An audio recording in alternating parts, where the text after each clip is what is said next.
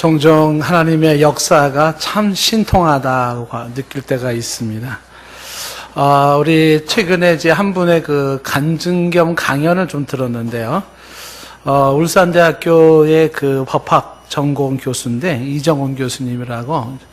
이분의 그 글이 우리 총회에 이제 올라와 있어서 제가 좀 봤습니다만은, 이분이, 참 이렇게 예수님을 믿고, 그리고 또 지금은 아주 목숨 걸고 복음을 위해서 뛰는 사람이 되었는데, 참 뜻밖이라는 생각이 좀 들었습니다.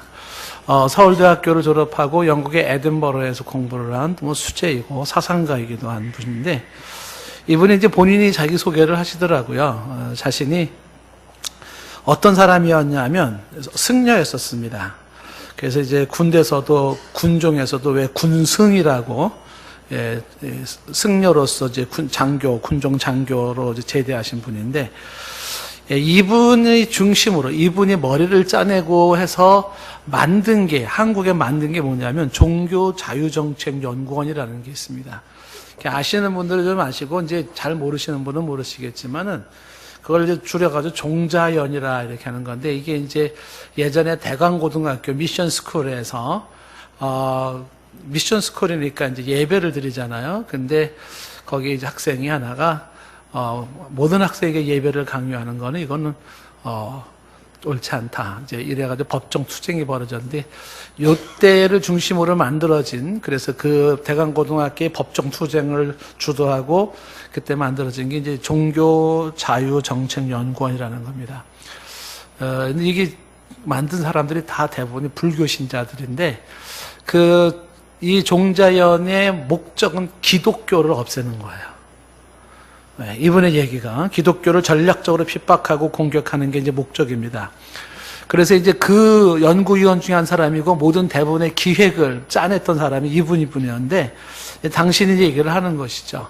이분이 그 종자연에 있으면서 이제 기독교를 직간접적으로 상당히 많은 이 데미지를 입혔습니다.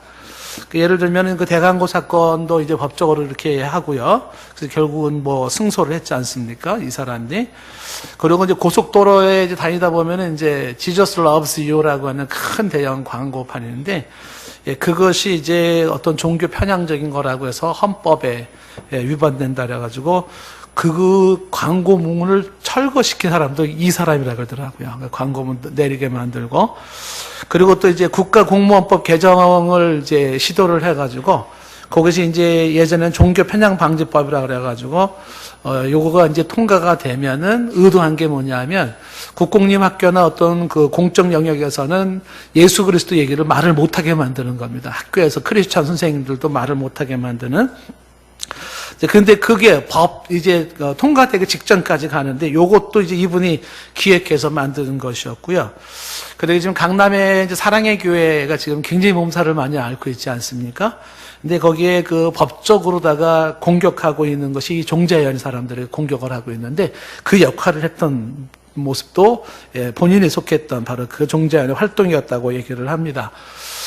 이분은 이제 생각하기로 이런 생각을 한 거예요. 한국 사회를 망치는 건 기독교다. 그래서 어떻게 하든지 기독교를 없애야지만이 한국 사회가 제대로 살 수 있다. 이렇게 생각을 해서 자기 인생의 전반부 전체를 다 기독교를 어떻게 하면 망하게 할까? 이게 목적이었던 분이었어요. 근데 이분이 이제 절에 들어가서 그 연구를 하고 그 활동을 하는데 이상한 현상이 나타나기 시작했답니다. 절에 들어가기만 하면 머리가 아프기 시작하더래요. 그래서 벌에 나오면은 안 아프고 들어가면 아프고. 그런데 두통이 아주 심각하게 시달리면서 그날도 이제 하루는 머리가 너무 아파가지고 집으로 왔다는 거예요. 근데 집으로 와서 이번에 습관처럼 CTS 방송을 틀은 겁니다. 그 CTS 방송, 기독교 방송을 틀었는데, 그 기독교 방송을 이 사람이 즐겨보는 이유가 있습니다. 목사들이 어떤 설교를 하고 있는지, 그리고 어떻게 선교를 하고 있고, 기독교가 대체 무슨 생각을 하고 있는지를 면밀히 조사해서 거기에 대한 허점을 발견하고 공격하기에는 기독교를 확 뒤집어 놔야 된다라는 취지에서 그 방송을 면밀하게 이제 그렇게 분석하면서 봤는데, 그날 CTS 방송에서 어느 목사님의 설교가 하나가 어떤 설교를 했냐면 우리가 죄인이고 우리가 죄인임을 자백해야 한다는 설교를 했답니다. 그래서 그 설교를 들으면서 이제 이분의 생각은 또 평상시처럼 조롱하는 말로 죄인 웃기고 있네. 너나 잘하셔. 이렇게 반응을 하면서 그 말을 하려고 이제 혼잣말로 그렇게 얘기를 하려고 하는데 갑자기 혀가 꼬이면서 굳어져 버리더래요. 그래서 이 말을 못하고 그 자리에 그냥 딱 엎드러지고 쓰러졌는데 본인의 말로는 벼락을 맞았다는 겁니다. 근데 이게 뭐 그 물리적인 벼락은 아닌데 본인이 탁 쓰러지면서 이 혀가 딱 마비가 되면서 본인은 사람은 이렇게 죽는구나 생각이 죽는다는 생각이 확 밀려온 겁니다. 그러면서 그의 삶에 굉장한 변화가 생긴 게 뭐냐면 내가 죄인이구나 이게 보여지기 시작했대요. 내가 죄인이구나. 그러니까 죽음의 문턱에서 당신이 거기서 쓰러진 상태에서 내가 죄인이구나. 자기 자신의 그 부패했던 모습, 그동안은 의롭다고 생각을 했다는 거, 자기가. 한국 사회를 망치는 기독교에서 싸우는 것은 자기는 의로운 사람이고 의를 위해 살아간다고 생각을 했었는데 그게 아니라 자기야말로 부패하고 더러운 인간이라는 것이 깨달아지면서 여기서 이렇게 죽는 거구나 이렇게 생각이 들었다는 겁니다. 근데 지금 죽어도 나는 할 말이 없다. 내가 여기서 이렇게 젊은 나이에 혀가 꼬부라지고 말라서 쓰러져 죽어도 나는 할 말이 없다고 생각했는데 주께서 이제 그를 죽이지 아니하시고 그에게 눈을 열어주셔서 자신의 죄인인 것과 함께 그래서 내 인생에 예수 그리스도가 필요하다는 그 사실 복음에 눈을 뜬 거예요. 왜 인생은 예수 그리스도가 필요한가? 그렇게 눈을 떴다는 겁니다. 그래서 이분이 이제 그 에딘버러에서 이 사람이 법을 전공하는 사람이니까 자연법을 연구하라고 에딘버러에 갔다가 거기가 에딘버러라는 게 스코틀랜드의 거기가 종교개혁지잖아요. 근데 거기에서 그 사람은 자연법을 연구한 게 아니라 가가지고 해안스럽게 종교개혁 당시에 사람들의 그 역사를 그가 주목을 한 거예요. 이분이 굉장히 그 이념가 사상가로서의 그 활동을 많이 하는 사람인데 거기서 그가 보면서 이제 뭔가 그동안에 그 가졌던 생각이 막 아구가 막 맞기 시작하는 게 이제 생기는 거죠. 그게 뭐냐면 에딘버러의 사람들이 당시에 종교개혁 당시에 존 낙스 같은 사람들에 의해서 수많은 크리스찬들이 핍박을 받았습니다. 메리 여왕에 의해서. 근데 핍박받을 때에 거기에 크리스찬들을 수만 명의 사람들을 18,000명인가 수많은 사람들을 모아놓고서 그 사람들을 다 죽입니다. 근데 이 사람들이 그들을 모아놓은 장소가 지붕이 없는 공간 울타리이기 때문에 울타리를 튀어넘어가면은 다 살 수가 있는데 한 명도 도망가지 않고 그냥 다 순교를 하더라는 거죠. 역사적인 그 자료에. 그래서 이분이 그때 그 도망가지 않고 순교하는 사람들이 이해가 됐다라는 거예요. 그 왜 이해가 됐냐면 복음을 깨달은 사람. 복음을 깨달은 사람들은 예수 그리스도가 영원한 생명인데 그 영원한 생명을 가지고 영원한 생명을 꿈꾸는 사람에게 이 사람들이 그냥 3, 4년 더 살기 위해서 도망간다라는 것은 그거는 바보고 어리석은 거라는 거죠.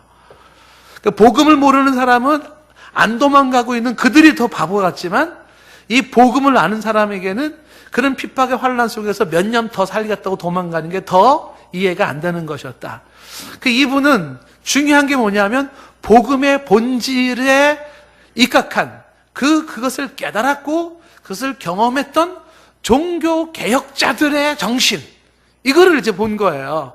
본인이 복음을 만나고 복음을 깨달은 이후에 보니까 복음을 깨달은 사람들의 종교 개혁자들의 이 종교 개혁자들의 역사가 목숨을 걸 수밖에 없었고 그들의 삶이 하나님의 나라를 이루려고 하는 그들의 삶이 보여지기 시작하는데 그 종교 개혁이 이러한 철저한 복음으로 깨달은 사람들의 움직임에 의하여서 영국을 비롯해서 세계의 판도가 바뀌어 나가는 거예요. 그 중에 하나가 이 자본주의 사회가 프로테스탄트를 중심으로 일어난 자본주의 운동과 남녀평등법, 노예해방법 등등 막 쫙 퍼져나가는 이 기독교의 사상의 물결과 흐름이 복음을 아는 자들에 의하여서 형성되는 기독교 사상이 세계화되기 시작하는데 이것을 반대하고 박해하는 악의 세력이 등장된다는 거예요. 그것이 이제 이번에 말하는데 영적 전쟁이라고 하고, 그 영적 전쟁은 이념 대립이라고 얘기를 하는 거예요. 그래서 이념 대립이 영적 전쟁인데, 이런 기독교 사상을 반대하기 위하여 반기독교 사상의 이념이 세계를 지배하고 있는 게 이제 프랑스에서 68혁명. 68혁명 저도 몰랐는데 이제 찾아보니까는 그런 게 있더라고요. 그것도 이제 반기독교 혁명에서 나온 거죠. 남학생이 여학생 기숙사에 들어가면서 학교에서 제재를 받았어요. 네가 왜 남학생인데 여학생 기숙사에 들어가냐? 제재한 학교를 향해서 학생들이 들고 일어선 겁니다. 우리로 하여금 남학생이 여학생만이 자유롭게 들어갈 수 있도록 허락해라.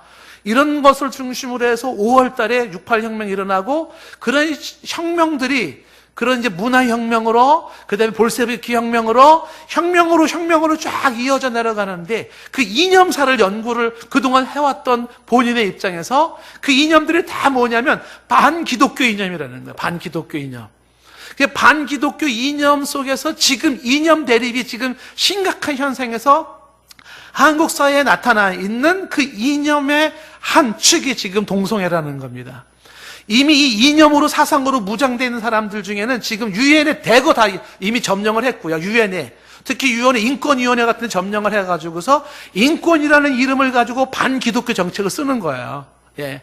그래서 뭐 동성애, 성적 지향 뭐 다 허용해라, 그 다음에 뭐 이민법 같은 거 해가지고 다 그런 모습을 해서 기독교를 꼼짝 못하게 만드는데, 현재 여기에 비해서 기독교는 이 진정한 복음에 입각한 종교개혁자들의 이 사상이 굉장히 약하대요. 한국교회나 전 세계 교회가.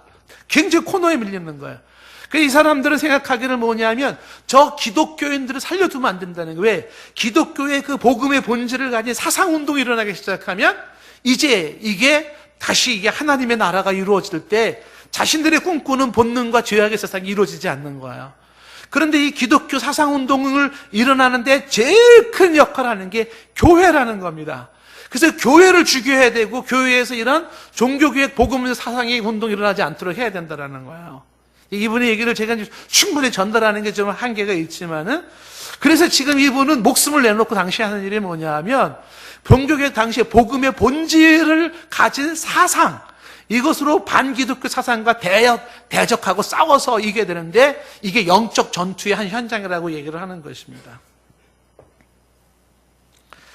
제가 이분을 얘기를 들어보면서 제가 아직도 뭐 더 여러 가지를 봐야 할 것지 모르겠지만, 당신이 이렇게 좀 회심한 게 뭐 10여 년 전이라고 얘기를 하는데, 지금도 이제 지금 동성애 특히 이거를 반대하는 운동에 적극적으로 나서서 지금 싸우고 있는 입장이긴 한데, 이분을 보면서 제가 공감했던 게 몇 가지가 있어요. 개인적으로. 어쨌든 첫 번째 공감했던 것은 무엇이냐 하면은, 복음을 정말 만난 사람이구나. 첫째, 내가 지독한 죄인인 걸 깨달았고, 이 죄인된 나에게 필요한 거는 나를 대속하실 예수 그리스도, 그분이 없이는 내 이 죄가 용서될 수가 없어요. 이 죄 사함 받을 수가 없어요. 그 예수 그리스도의 절대적인 피로, 그 다음에 이것이 종교개혁자들이 가졌던, 개혁자들이 가졌던 복음의 본질을 깨달은 자들, 이라는 그런 표현들이 제가 공감이 많이 됐고요. 그 다음에 또 하나 공감했었던 게 뭐냐면, 제가 평상시에 가지고 있었던 생각과 좀 일맥상통하는 게 뭐냐면, 저도 그런 생각을 많이 했거든요. 지금의 세상은 사상전이에요. 사상전. 어떤 사상이 지배하느냐가 결국은 그 사상에 의해서 세계의 역사 판단은 달라지는 거예요. 사상전. 그런데 이분도 생각하기를 이거는 사상 싸움이고 이념 싸움이라는 겁니다. 지금 뭐 동성애 문제는 이건 보여지는 한 현상에 불과하다라는 거예요. 그 이면에 기독교 사상과 반기독교 사상의 심각한 이 대결 구도를 봐야 한다는 것이죠. 예. 그래서 이제 본인이 이제 그런 걸 설명해 나가는데, 그런 부분, 그런 이념 대립이나 사상전이라는 것도 공감이 되고요. 오늘 제가 이분을 특별히 여러분에게 소개하는 것은 뭐냐면, 이런 사람도 회심이 되긴 되는구나, 이 얘기하고 싶었던 거예요. 그렇게까지 기독교를 적극적으로 반대하기 위해서 종자연을 만들고, 그리고 그 종교자유정책연구원이 그걸 통해서 기독교인들의 활동을 그렇게 제한하고 무마시고 법으로 통제를 하고, 분쟁하는 교회가 가지고 그걸 엎어놓고 막 이렇게 하는 그 적극적인 멤버가 이렇게 초자연적인 역사로 자신이 지독한 죄인인 걸 깨닫고 주 예수 십자가의 보혈의 그 가치를 깨닫고 예수님을 영접하여 회심된 자가 있더라라는 것이. 한편으로는 굉장히 드라마 같은 이야기예요. 이게 좀 21세기 바울 같은 또 하나의 인물이 되는 건가 그런 생각이 들어지는 거예요. 그런데 믿지 않을 것 같은 사람들의 주께로 돌아오는 현상, 이거는 전적으로 하나님의 역사죠. 하나님의 일하심인데 이 역사가, 이런 역사가 이렇게 지금 한 예의에 불과한 이런 분들만으로 끝나지 않는다는 거예요. 제가 이제 신문을 이렇게 지금 스크랩을 해가지고 가지고 왔습니다만은, 이 신문에 난 기사가 뭐냐면 16년간에 전 세계에서 800만 명의 무슬림들이 크리스천으로 돌아간대요.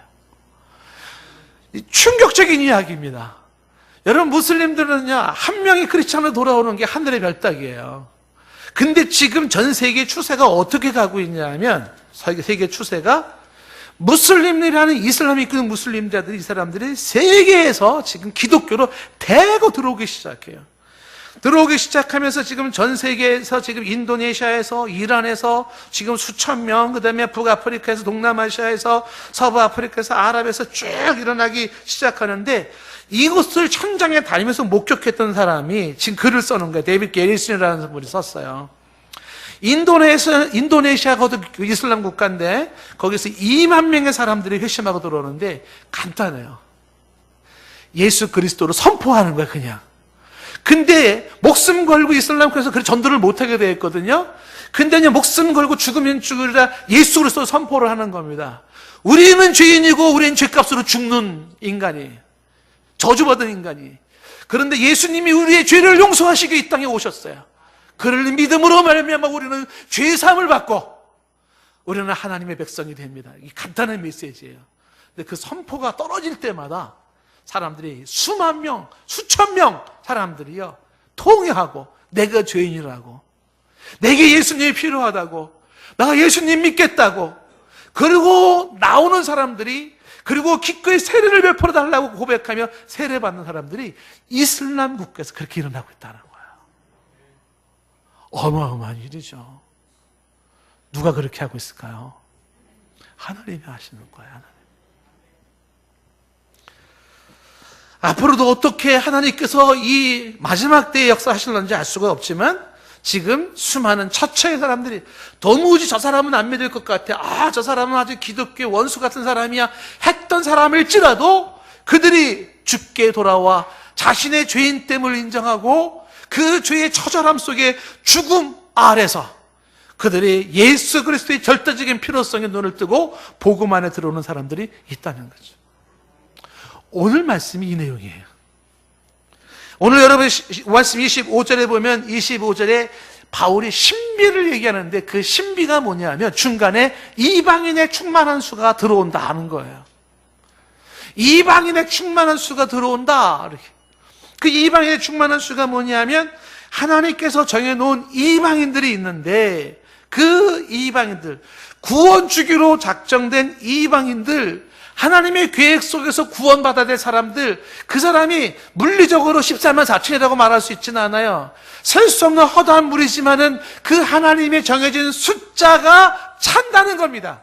이방인 중에 구원받기로 작정된 자가 찬다는 거예요. 그 이방인의 충만한 수가 들어온다는 건 그 수가 찬다는 겁니다. 예언의 말씀이에요. 그런데 이 예언의 말씀이 지금 놀랍게 이루어지고 있는 것이에요. 이방인의 수가 충만히 찬다라고 하는 것은 이 땅의 복음이 온 세계 천하에 전파되는 것을 의미하는 것이에요. 그 사람들이 주께로 돌아오는 것입니다. 11장 25절 말씀에서 너희가 지혜 있다고 말을 하지만 이 신비를 너희가 알았으면 좋겠다. 정말 지혜로운 사람이라면 이 신비를 알아라. 그리고 그 신비를 이야기하면서 바로 이게 이방인의 충만한 수가 들어오고, 이 사람들이 이렇게 충만하게 들어오기까지 이스라엘 사람들은 더러는 우둔하게 된다라고 하는 걸 얘기를 해요. 이게 지금 신비입니다. 바꿔 얘기하면 이 신비라고 하는 것은 하나님의 구원 활동이에요. 하나님의 구원 활동이 신비롭습니다. 그 신비로움을 너희들이 알기를 원한다. 하나님의 이 구원 사역이 얼마나 신비로운지 너희 그걸 알기를 원한다. 그 신비한 사역을 설명할 때 이방인들의 그 충만한 수가 돌아오는 것, 그런데 이 이방인의 충만한 수가 들어오는데 이 이방인의 충만한 수와 이 이스라엘의 사람들의 우둔함과 다시 돌아오는 것과의 관계성이 있어요.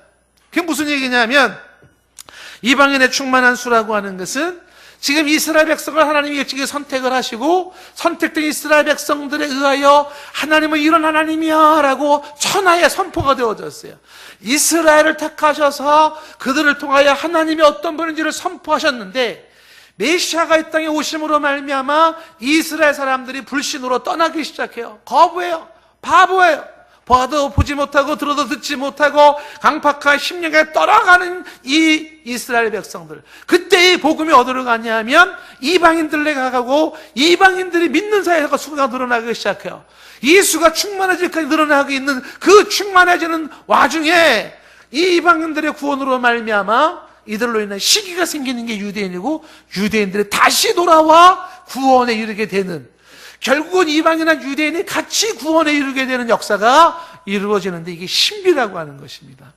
그래서 지금 25절 말씀에 이방인의 충만한 수를 얘기하면서 그 충만한 세가 들어오기까지는 이스라엘의 덜은 우둔하게 남아있지만 이어지는 오늘 26절 말씀에 결국은 온 이스라엘이 구원을 받게 된다는 겁니다. 지금 25절에선 우리가 한 가지, 이방인의 충만한 수가 돌아온다고? 아니, 그 이방인들이 죽게 돌아온다고? 아니, 그 우상을 숭배하고 그 강팍한 사람들이 도저히 예수 믿을 것 같지 않은 사람들이 믿고 돌아온다고? 그게 가능하단 말이야? 이것도 신통방통인데 여기서 끝나지 않고 그들이 그렇게 돌아오면서, 그리고 또 하나가 뭐냐면 26절에 그렇게 해서 이제 또 다시 뭐가 되러와요? 이스라엘이 구원을 받는다는 거예요. 이스라엘이 구원받는다는 이야기도 신기한 얘기입니다. 여러분, 유대인이 구원을 받는다는 것인데 유대인들이 예수 그리스도를 십자가에 못 박은 그 유대인들이, 예수 그리스도를 거부하고 있는 유대인들이 그들이 예수님을 나의 주님으로 영접한다고요? 그게 가능이나 할 것일까요? 근데 그렇게 된다는 것을 말씀하고 있어요. 여기 26절에 온 이스라엘이 구원을 받으리라 얘기하는데, 이 온 이스라엘은 누구를 말하는 거냐? 보통 성경의 해석에 여러 해석이 있습니다. 흩어져 있는 유대인들을 말하는 거냐, 아니면 영적으로 예수를 믿는 그런 유대인들을 말하는 거냐, 뭐 둥둥 있지만 그래도 그래 가장 따르기 좋은, 그리고 우리가 따라가는 입장은 뭐냐 하면 이 온 이스라엘이라고 하는 것이 이스라엘 백성들 중에 구원받기로 작정된 자, 선택된 유대인들, 우리가 지난번 말씀을 근거로 한다면 남은 자 유대인들이에요. 민족적인 단위에서 개개인이 가지고 있는 그들의 신앙으로 말미암아 그들이 지금 이스라엘이라고 하는 그 민족의 택한 백성들이, 그게 전체 뭐 20%가 될런지 25%가 될런지는 알 수는 없지만 그 이스라엘의 구원자들이 생긴다는 것입니다. 이 내용은 구약 성경에서 이미 예언해 놓았다는 거예요. 그래서 그 기록된 바 구원자가 시온에서 오사 야곱에게서 경건하지 않은 자들을 돌이키신다. 자, 이거는 이제 이사야서 나오는 나중에 59장의 내용인데 좀 이따 설명을 좀 하도록 하고요. 먼저 잠깐 하나 짚고 넘어가면서 그 다음 얘기를 하고 싶은 게 뭐냐면 지금 26절 말씀에 이스라엘의 구원을 말하면서 구원자가 시온에서 온다라는 이야기를 하고 있습니다. 요거 먼저 설명을 하고 그 다음 얘기를 해야 됩니다. 구원자가 시온에서 온다라고 하는 이 이야기예요. 왜 이거를 주목하냐면 이 구원자가 시온에서 온다는 것이 해석이 유대인들이 가지고 있는 정치적인 해석과 이단들이 가지고 있는 잘못된 해석과 바로 성경적으로 이해해야 될 해석이 다르기 때문에 그런 거예요. 그러니까 구원자가 시온에서 온다는 이 예언의 말씀이 이사야 59장에 나오는데 그 59장에서 시온에서 나온다라고 하는 이 구절에서 주목해야 되는 것이 있습니다. 이 시온이라고 하는 것은 알다시피 다윗이 그가 예루살렘을 점령하면서 거기 시온성을 점령한 거예요. 다윗의 왕국이 형성되어졌을 때에 그 다윗 왕국의 수도를 바로 이 시온성, 여기를 다윗 왕국으로 정했어요.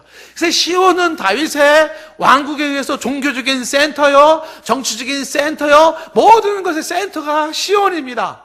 그 시온산에 그렇게 중요한 요새로, 성으로, 도읍으로 정해져 있어서 여기에다가 법궤가 들어오면서 하나님이 이곳에 거하시는 곳이 되죠. 이곳이 훗날에 솔로몬 성전의 터가 바로 여기에 세워지고 헤롯 왕의 성전이 여기서 세워지는 게 시온이에요. 모리아산. 그 시온이라고 하는 이곳이 얼마나 중요한 의미를 가지고, 상징적 의미를 가지고 있었는지, 유대인들은 이걸 정치적으로 이용해서 그들은 유대인들 중에서는 시오니즘이라고 해요. 자이오니즘, 영어로는. 이 시오니즘이라고 하는 사람들이 형성이 돼요. 그게 뭐냐면 이 시온에서 우리가 가졌던 그 다윗의 왕국의 실현을, 진정한 유대인의 실현을 시온에서 이룬다는 겁니다.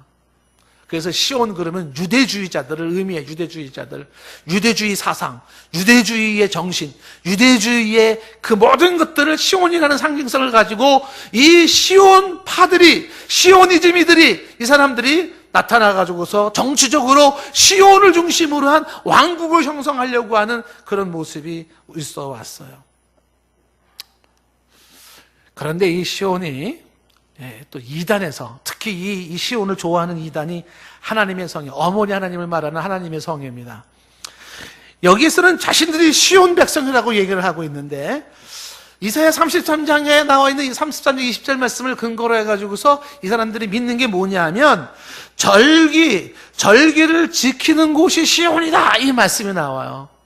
그래서 결국은 시온의 백성이 누구냐면 절기를 지키는 백성이라는 거야. 이단이 얘기를 하기를. 보통 우리가 이단으로 정죄를 했기 때문에 제가 기껏 이단이라고 얘기를 하는 거죠.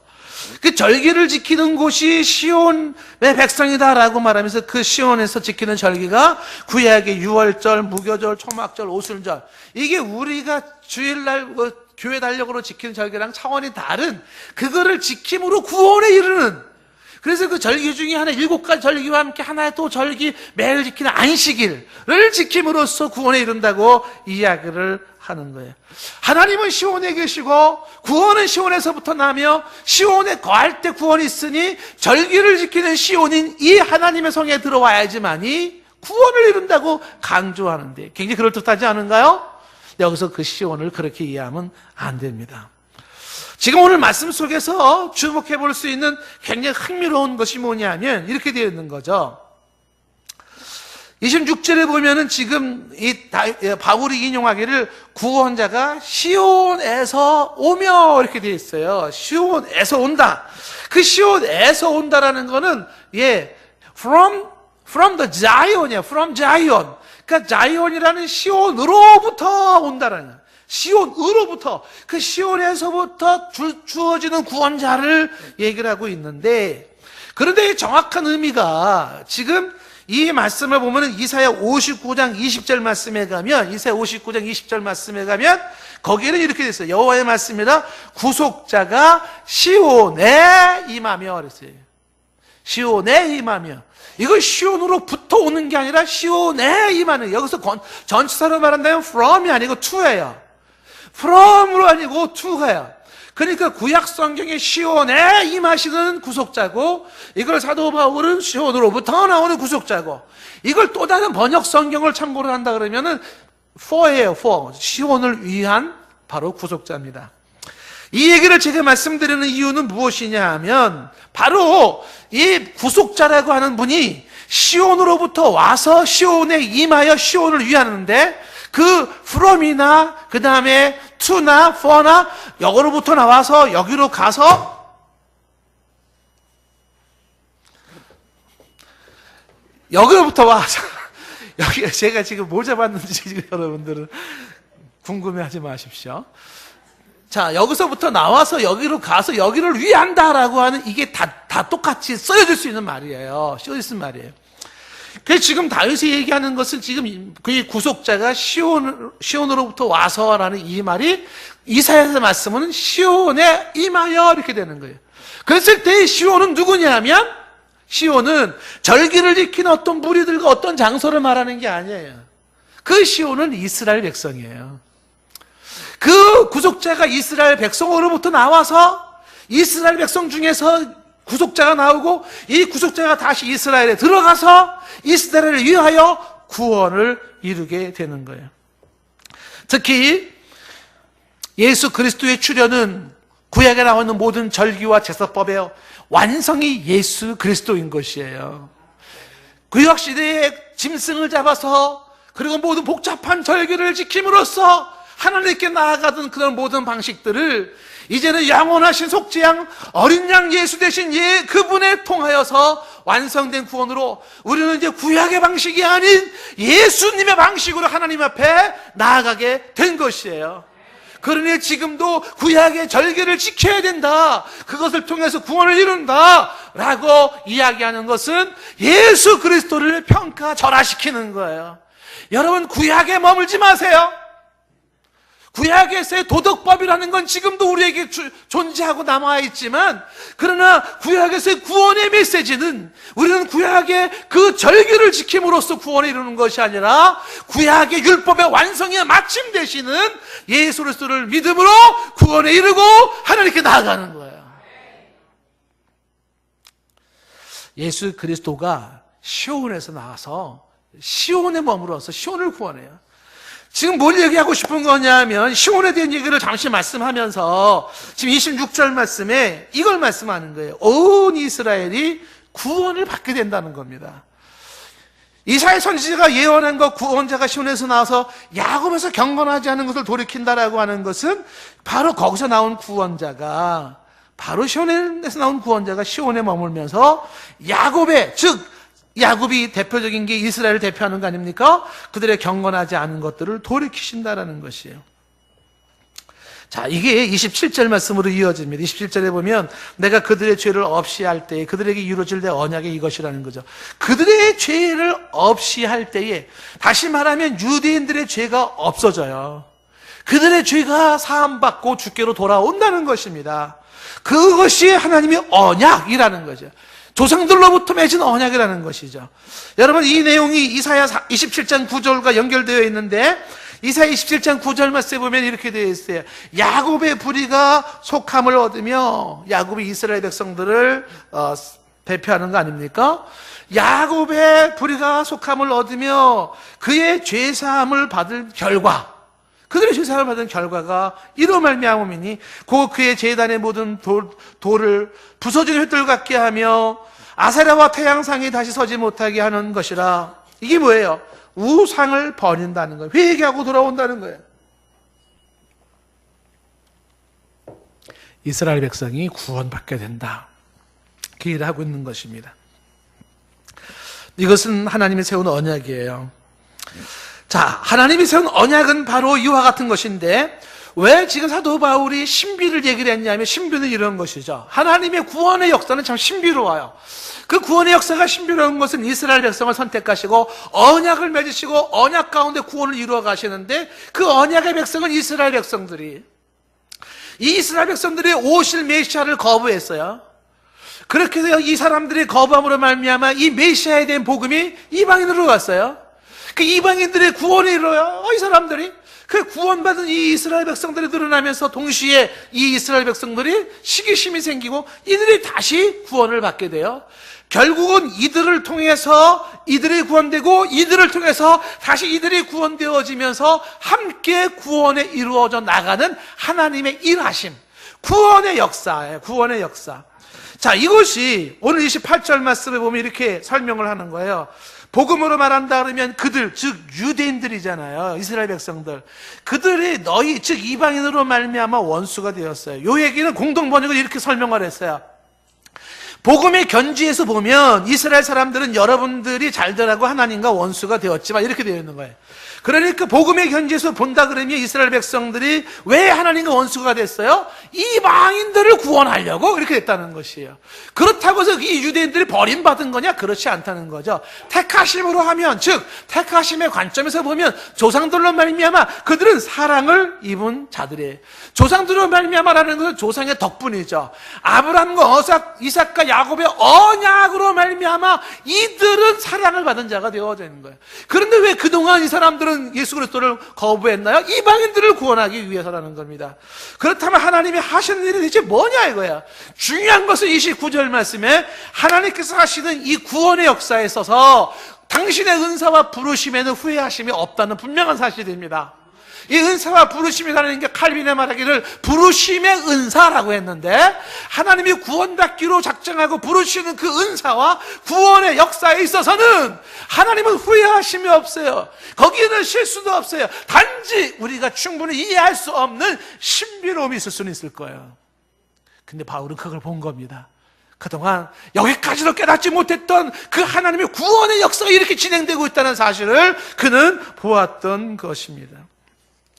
30절 말씀에 너희가 즉 이방인들이 전에는 하나님께 순종하지 아니하여서 이스라엘에 순종하지 아니함으로 너희들이 이제 긍휼을 입었어요. 이방인들이 너희들이 전에 순종하지 않은 백성들이었는데 이스라엘에 순종치 않으니까 구원에 너희가 들어가고 너희가 구원을 통해 그 복음을 통해서 구원을 받았다는 겁니다.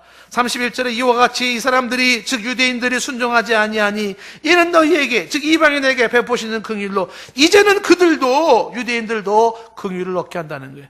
복잡한 얘기가 왔다 갔다 하는 것 같지만 결론은 32절로 규결되는 거예요. 32절 말씀 결론은 이 내용이 되는 거죠. 하나님이 모든 사람을 순종하지 아니한 가운데 가두어 두셨어요. 그것은 모든 사람에게 긍휼을 베풀려 하심이라. 모든 사람이 순종하지 않았다는 그 모든 사람이 누구겠어요? 이방인과 유대인이에요. 둘 다. 그러니까 한때 이방인도 불순종하던 백성이었고 그 다음에 유대인도 불순종하던 백성이에요. 이들은 다 그 순종하지 않냐는 가운데 가두어진 백성들이었었어요. 묶여진 백성들이었었어요. 그런데 그들의 그 불순종은 하나님의 긍휼을 받는 조건이에요. 하나님의 긍휼을 받는 조건이에요. 인간의 불신앙과 불순종이 하나님의 경륜을 저지하지 못해요. 도리어 그들의 불순종과 불신앙이 하나님의 궁극적인 구원을 이루시고 그의 긍휼과 자비와 영광을 드러내는 방법이요 도구였었어요.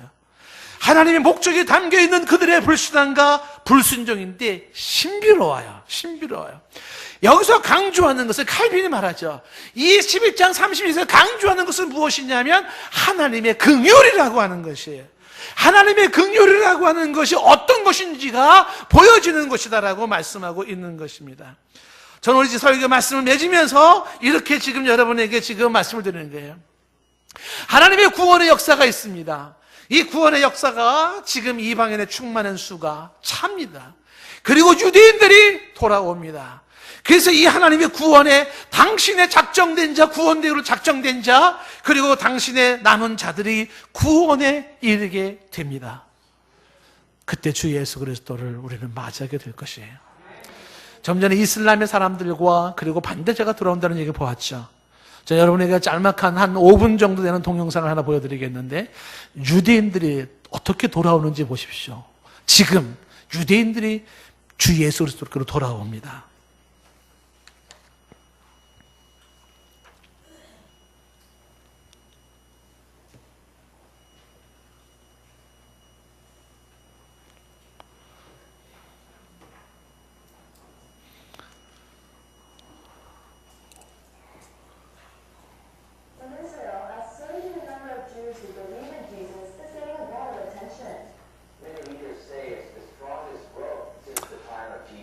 자, 유대인들이 많이 돌아오는데 그 리더들에 대한 이야기를 한번 들어보겠습니다.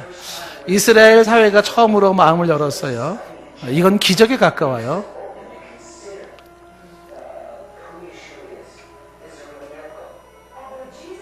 예수님과 처음 제자들은 다 유대인이었지만 약 2000년간 기독교는 주로 이방인의 종교로 간주했습니다. 예수님이라는 이름조차 많은 유대인들에게는 금지되었습니다. 저게 통곡의 벽이에요. 지난 몇 년간 이스라엘에 있는 예수님을 믿는 유대인들의 리더는 매우 의미심장한 일이 일어나고 있다고 말합니다. 저희 유대인들이 이 땅에 들어온 후로 주 성령께서 유대인들의 눈을 가린 베일을 제거하셔서 점점 더 많은 유대인들이 깨닫고 다시 생각하고 있습니다. 예수님도 유대인이었는데 우리가 그동안 잊었는지도 몰라. 예수님을 믿는 유대인들이 이스라엘에 얼마나 있는지 확실치는 않지만 약 120개의 교회와 1만에서 1만 5천 명의 유대인 신자들이 있는 것으로 보입니다. 이스라엘의 600만 명의 유대인에 비하면 큰 수가 아닌 것 같지만 10년 전 3,500명 유대인의 신자와 80개 모임에 비하면 큰 발전입니다. 예루살렘에 있는 세멘 세순 모임이 좋은 예입니다. 지난 4년간 출석 인원이 3배로 증가했습니다. 현재 300명이 출석하는데 대부분 유대인이나 유대인의 배우자입니다. 구원받는 사람들도 증가합니다.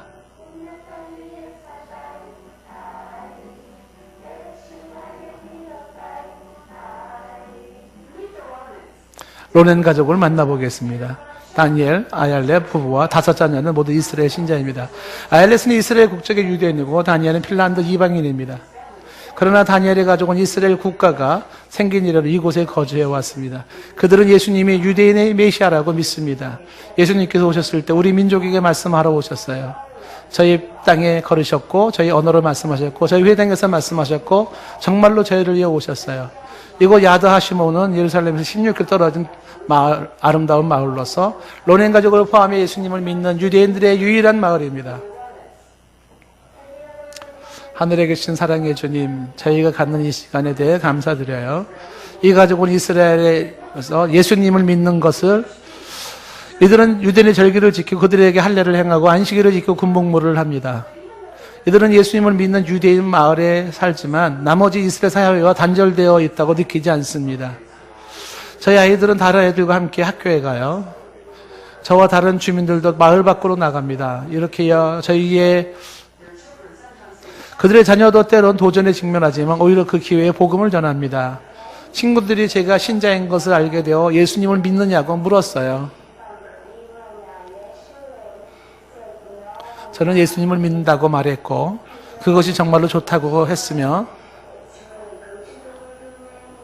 언젠가 너도 믿으면 좋을 거라고 했어요. 로넨 가족은 때론 선교사가 아니냐는 이야기를 듣습니다. 그것은 이스라엘에서 특별한 의미이지만 그들은 그렇지 않다고 말합니다. 저는 제 말을 듣고자 하는 누구에게 저희 믿음을 나누려 해요. 저는 절대로 어떻게 해야 하고 변화되고 받아들여야 한다고 강요하지는 않습니다. 예수께서 소금이 되라고 하셨듯이 밖으로 나가야 해요. 빛이 되어 빛을 비추려면 숨거나 단절되지 말아야 해요. 이스라엘 태생의 신자들 외에 타국에서 온 사람들도 많습니다. 미국인 유대인 에디와 제키 센토스를 만났어요. 1970년대에 예수운동당 신자가 되었습니다. 저는 예수님께서 정말로 계신지 아닌지 확신할 수 없었지만 정말로 계신다면 제 삶을 받아주실 거라고 기도했어요. 그들은 11년 전에 이스라엘로 귀한 이민을 와서 히브리어를 배웠고 이제는 예루살렘에 성장하는 한 기독교 모임으로 이끕니다. 저희가 2년 전에 약 20명으로 시작했는데 현재는 100명이 넘어요. 구원의 물결을 느껴요. 여기저기서 구원받는 유대인들이 있지만 뭔가 더 큰 일이 일어날 것 같아요. 현재 폭발하고 있다고까지 말할 수는 없지만 그러나 이스라엘에서 유대인의 신자로 사는 것은 쉽지 않습니다. 최대의 도전은 사회의 다른 사람들이 자신을 받아들이지 않는다고 느끼는 거예요. 그래서 누군가를 만나서 대화하면 자신이 어떤 사람인지 말하려 할 때 항상 이것을 말해야 할지 말아야 할지 고민해야 해요. 처음으로 일반 매체에서 예수님을 믿는 유대인에 대해서 언급하기 시작했고 좀 더 호의적으로 말하기까지 합니다. 최근에 일어난 핍박들, 특히 유대인 신자 청년들에 당한 폭탄 테러, 예수님을 믿는 유대인들의 전면에 대두되었습니다. 유대인 신자들의 질문을 받고 있어요. 우리가 누구인지, 어떻게 이스라엘인이고 유대인이면서 예수님을 믿는지 말이에요. 이것이 교회에 무슨 의미를 줄까요? 그것은 궁극적으로 주님의 재림을 위한 싸움입니다. 유대인들이 이렇게 말할 때 예수님께서 다시 오실 테니까요. 찬송하리로다 주의 이름으로 오시는 이여. 예수님이 아니었다면 저희는 잃어버린 양처럼 방황했을 거예요. 저희의 표 중에 하나는 로마서 11장 온 이스라엘의 구원을 얻으리라입니다. 오늘 설교 말씀이죠. 따라서 저희의 초점도 단지 이곳 교회의 성장과 부흥이 아니라 궁극적으로 예수님의 재림과 이 땅에 그의 나라가 임하는 것입니다.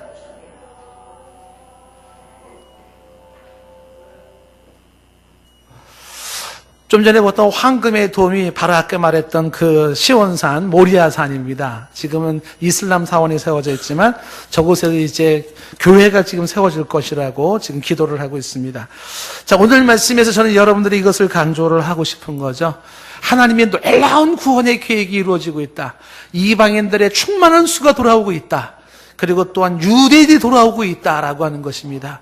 우리는 이런 와중에서, 이런 상황 속에서 더 열심히 이 복음의 사역에 전념하고 전도하고 그리고 이 믿음 안에 들어오고 아직도 여기 들어오지 못한 사람들이 초청되어 오기를 바라고 오실 주님을 맞이하며 대망하며 기다리며 이 역사를 계속 우리는 주목하며 우리는 이 역사의 주인공으로서 또 남아야 할 것입니다.